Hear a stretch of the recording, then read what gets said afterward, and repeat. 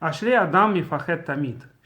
Happy is a person who is always worried about what his actions might bring.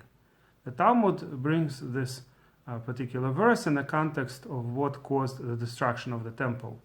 It's interesting that the various, what we call agadas, various non-halachic, non-legal parts of the Talmud are spread all over the Talmud, especially in tractates where we would generally expect a lot of agada. For instance, the first tractate of the Talmud, Brachot, blessings, the laws of prayers and blessings, there is a lot of agada.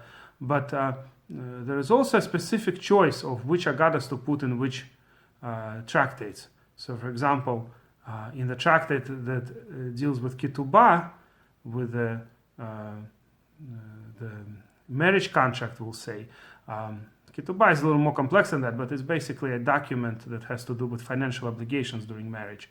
And in particular, if a person dies or divorces his wife, what she's going to get.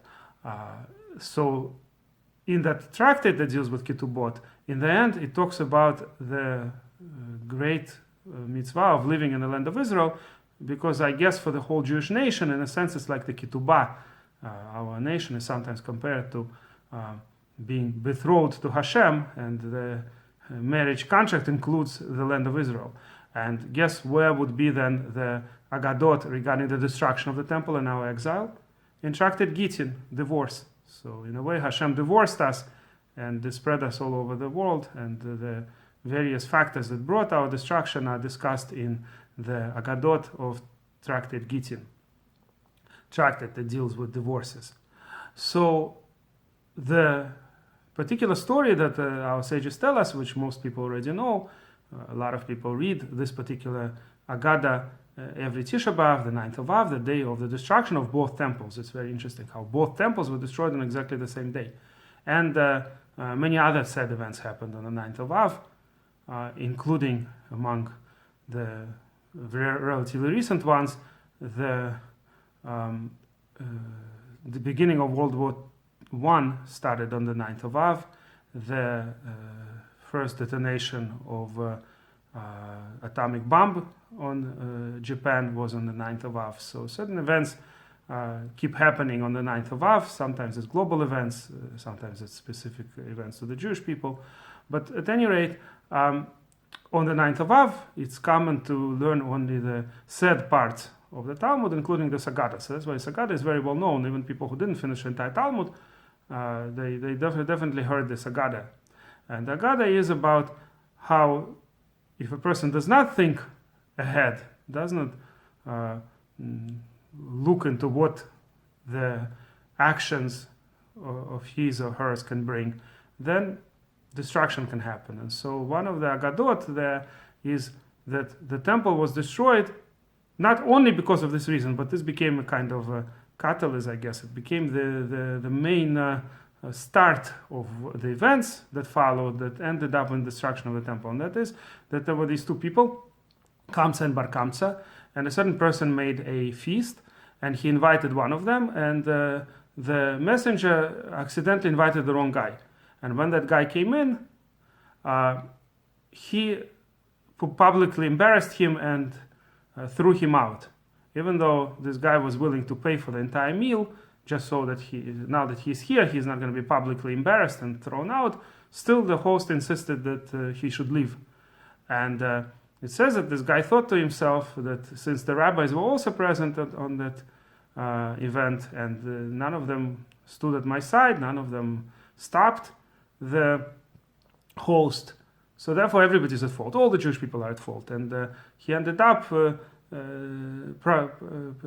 made a provocation, something to provoke the Romans to basically start the war with the Jewish people. Yeah, I simplified a little bit the long story that's very well known. Now, the question of exactly how historical it is and exactly how the events happened is not my concern here.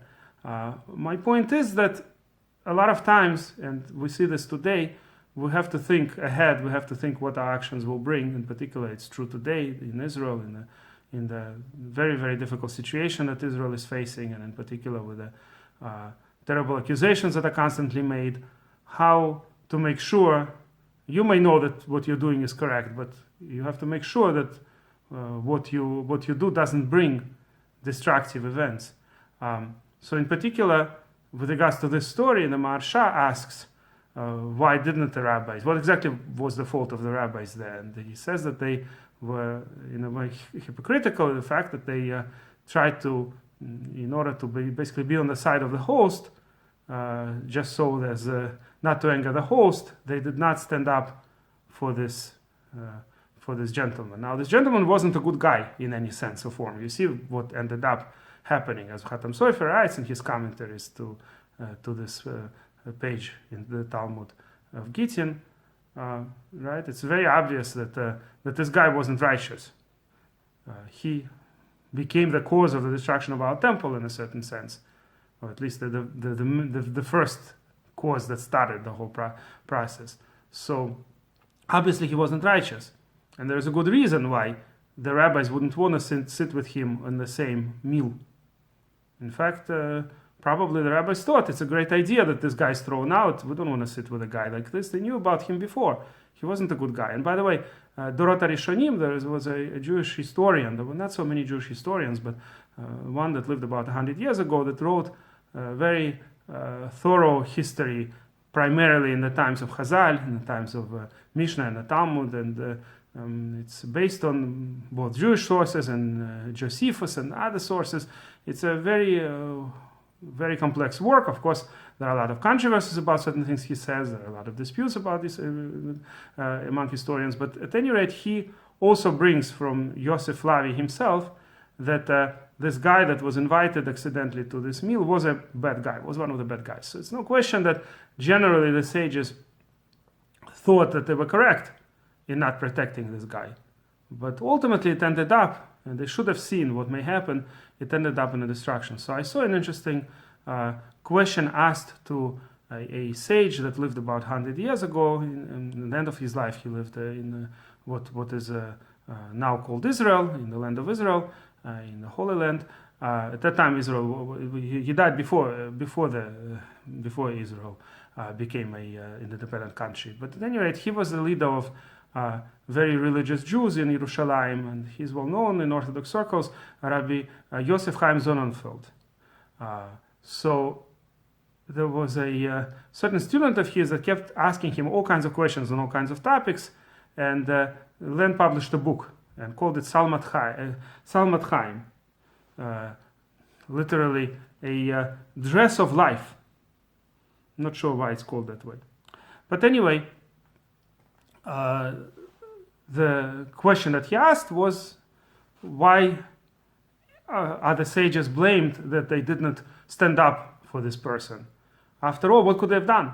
They really couldn't have done anything. I mean, halachically, any person who doesn't want somebody in his house, even though it's not a good thing, it causes enmity, but you cannot force that. Beit Din, the Jewish court, couldn't force a host to keep somebody they don't want. If it would be a monetary dispute, if, for instance, this guy took away money or brought some kind of a damage to the other guy, then that's where the Jewish court, the Jewish Beit Din, can do something, can force the one who owns money to pay. But in this particular case, if somebody says, I don't want this guy to be at my meal, I hate him, I don't like him, what he's doing is wrong, but there's nothing you could do about it. The Beit Din couldn't do anything about it, so what's their fault? And Rav Sonnenfeld answered, he usually answers very short. His answers are usually much shorter than the question. So he answered that they should have understood what it could lead to. What they call, our sages call it ro'et hanolad, somebody who sees what may happen, sees the future. Now, nobody can see the future fully, we're not prophets, but at least estimates. Like in a chess game, a good chess player, of course, can see, depending on which move he will make, what the other side could do and what he could then do. And so he looks into 2 or 3 or 4 or 5 even moves ahead. Today, computers, of course, the computer programs do that. They can do it better than any chess player to estimate what are the possible moves the other side could do and then what you could do, and you could go ahead for a few. Right? You cannot really estimate. You cannot really do a full analysis for, let's say, 20 or 30 or 40 moves ahead. That's impossible because there's just so many. It grows exponentially, the number of possibilities. But at least a few moves ahead you could look into. So the better chess players can look a few moves ahead. And here the sages did not see what this could lead to. And that's exactly the point of this whole Agada. Maybe they were right in a certain sense. They thought themselves as being right. And this guy was not a good guy. He was a wicked guy. They didn't want to sit with him. They appreciated that the host doesn't want this guy here. But they didn't realize that this is what it could lead to. So today also, a lot of times, whatever statements we make, especially this is true about Israeli leaders, this is incredibly important. Looking a few steps ahead in this situation. And if you like this video, please press like.